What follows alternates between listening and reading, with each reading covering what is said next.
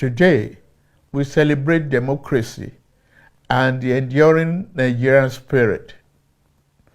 For 27 unbroken years, since May 29, 1999, Nigerians have chosen their leaders through the ballot, witnessed peaceful transition of power, and resolved disagreement in courtrooms and legislative chambers, not through violence. We have experienced the longest stretch of civilian rule in our history. Our democracy is not perfect, but it is ours, and we must continue to defend and strengthen it. In the coming days, Ekiti and Osun states will hold elections. I urge INEC, security agencies, and all parties to ensure these polls are peaceful and credible. Democracy fails when citizens doubt the process. To our National Assembly, judiciary, the press, and civil society, you are the guardrails of our republic.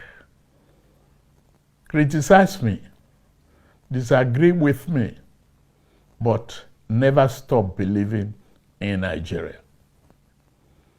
To our young people, Nigeria is your home and your future. Build here, code here, work here, and vote here.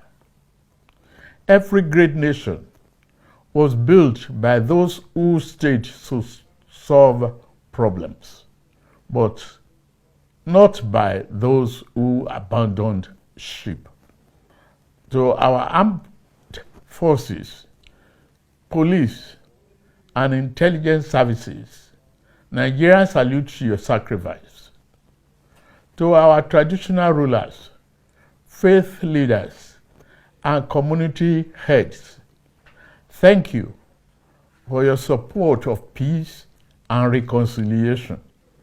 The government cannot do it alone. Today, we honor the resilience of Nigerians who refuse to surrender their faith in freedom and the courage of those who stood firm against intimidation. We pay tribute to patriots who endured persecution, imprisonment, exile, and even death so that future generations could enjoy democracy.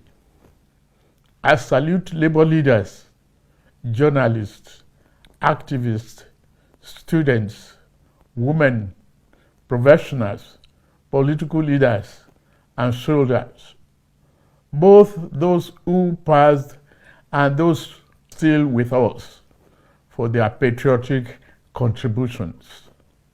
Though this year's mood is dampened by the abduction of our children in Oyo and Borno, we remain hopeful for their safe return.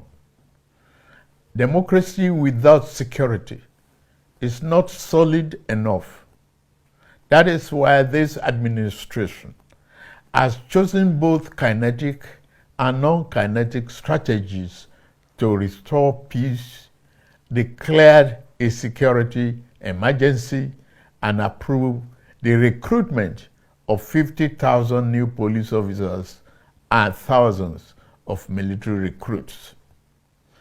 Our 2026 budget commits 5.41 trillion, our largest ever, to defense and security. We have moved from training with our allies to precision targeting. In Arege, we degraded ISWAP and command centers. Terror-related deaths are down by 81% since 2015. Over 13,000 terrorists have been neutralized in the past year. but we also keep the door of surrender open. Over 124,000 fighters and dependents have laid down arms since 2023. Through Operation Safe Corridor, we turn our former enemies into citizens because every life saved is a victory for democracy. To bandits, kidnappers, and sponsors of terror, surrender or face the full force of the Nigerian state. These windows of surrender will not remain open forever. No mercy will be shown to those who trade in blood of Nigerians.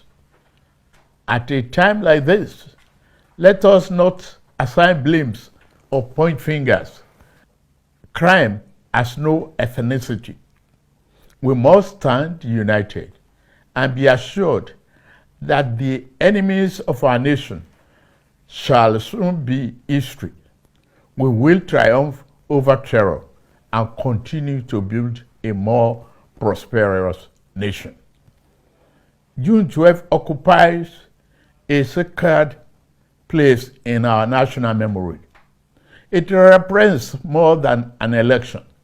It is a defining chapter in our history. We remember Chief MKO Abiola, who won a pan-Nigerian mandate transcending ethnicity and religion. We remember Alhaja Kudirat Abiola.